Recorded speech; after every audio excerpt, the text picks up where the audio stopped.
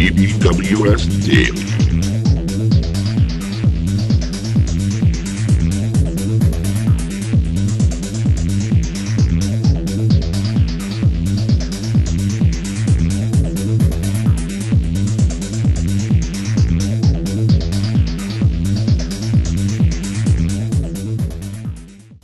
Good morning, everybody. It is Thursday, October 25th, 2007. It's the TBWS Daily. Patrick Vogelpool.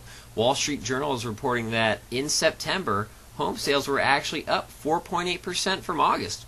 That's actually good news about the market. I can't believe it. And now, in D.C., we have several groups at Congress testifying about the Mortgage Reform and Anti-Predatory Lending Act of 2007, which hasn't been passed yet. It's getting mixed reviews, some groups saying they love it, some groups saying they hate it, so don't expect that bill to fly through Congress and land on the president's desk just yet. And now, man, the president should meet this guy, make him an economic advisor, Frank Garay. Thanks, Pat. Hey. I don't know about that. I do. Maybe a fashion. Fashion, ew. Exactly. I loved you on Magnum PI. That's right.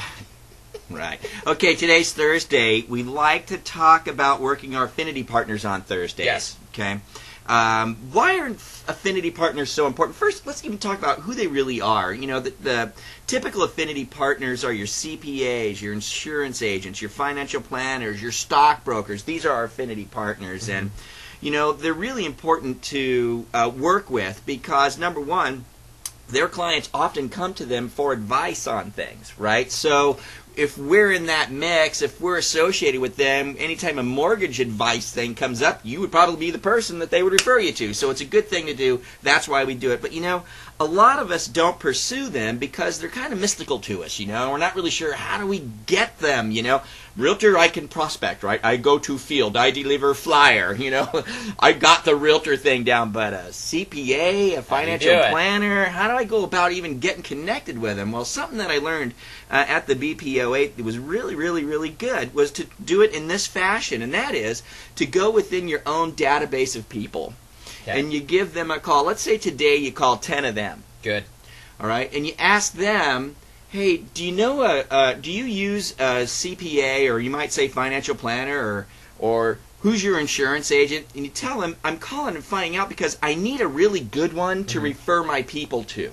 Okay. Yeah. And so one of two things is going to happen there. They're going to say, oh yeah, you know, my CPA's awesome. Okay, fantastic. Can I have his name?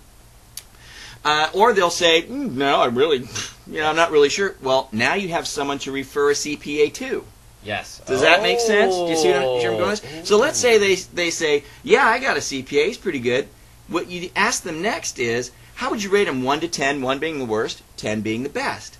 If they tell you 8 to 10, you want to ask for that affinity partner's name and number to contact that person. If they're a 7 or below, you may want to refer one of your affinity partners to them. Okay, so if you get the 8 to 10 affinity partner, you call that partner. You get their name and number from your client. You call that partner and go, you know, we have a mutual client, Bob Jones, whatever his name is, okay? He recommended you as a, you know, highly competent CPA. I'm looking for a good CPA to refer my people to. Can we maybe get together and, you know, talk about it, have a little lunch or something like that, and then you start a new relationship? Nice. Does that make sense? Nice. So you can do that for looking for CPAs, insurance agents, financial planners, stockbrokers, attorneys, all that stuff. Attorneys, sure. And then you're building up your database now with some affinity partners. How do we maintain those guys? We maintain them the same way we would maintain a real estate partner. If you call on realtors once a week, you probably want to call on these guys once a week. If it's every 2 weeks, it's every 2 weeks. Right. Just touching base, seeing how you're doing, seeing if you know anybody that needs my help, maybe having a business-to-business lunch with them every week or so, something like that. But you cultivate them and keep them the same way you would a realtor partner. So let's work on our affinity partners today. Dig it. Does that sound cool? Dig it. It's something we can do, something we can sink our teeth into today. Dig it. You all have a fabulous day, and think big. Work small. I could be your breakdancing coach affinity instructor. Great.